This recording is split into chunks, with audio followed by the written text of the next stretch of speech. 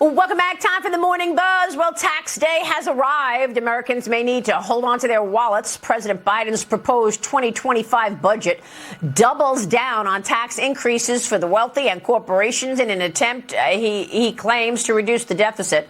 Biden is hoping to impose $5.5 trillion in tax increases in the coming decade.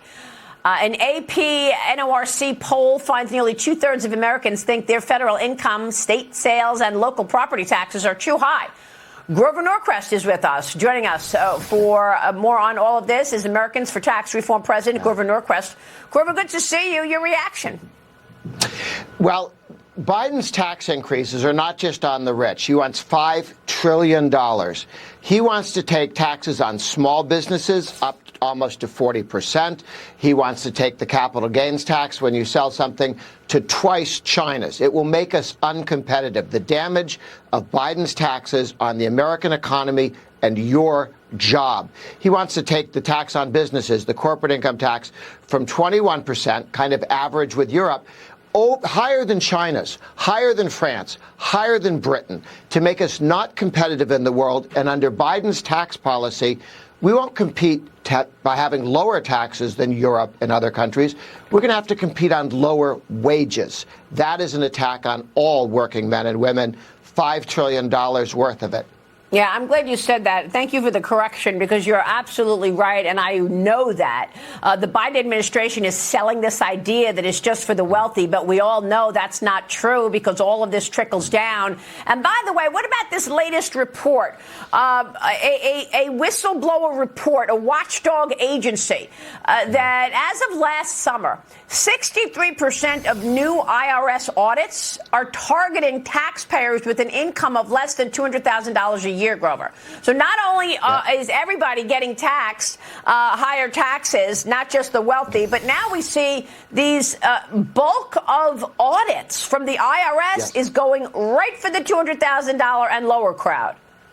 Every single Democrat voted for the effort to give more money to the IRS to hire more people to do audits on rich people we were promised. When the Republicans said, OK, let's put that into law, that you won't increase audits on people below $400,000 a year, the Democrats killed that. OK, they actually have a rule in the IRS. It's a $200,000 limit, not $400,000. Not that they keep that either. And Biden could change that to $400,000, which he said he did. They refused to.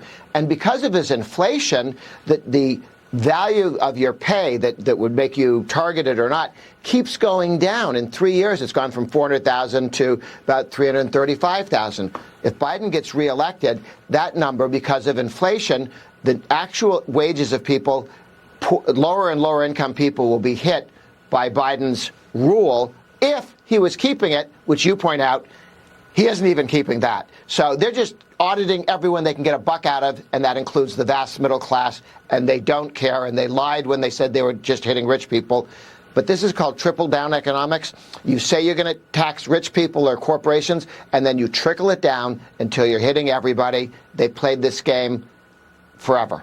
Yeah, well, look, you've got to look under every rock for money, Liz Peek, when you're trying to pay for a very expensive climate change agenda, and that's what they're doing. That's for sure. And unfortunately, not even they're not getting enough money even to do that, Maria. Our deficits continue to be close to $2 trillion.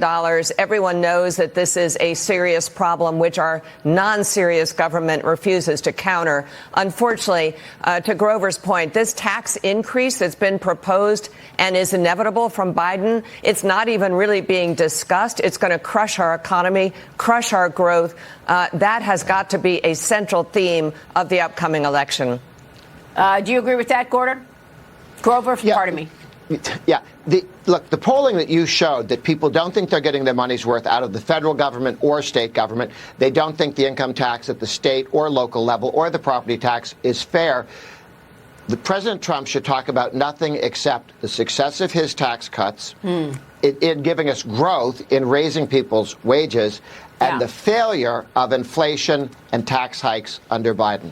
All right, real quick, Grover, before you go, is there anything we need to know about this year's tax deadline? It's today. That's it. All right. Grover, great. Great to see you, sir. Always a pleasure. Grover Norquist joining us.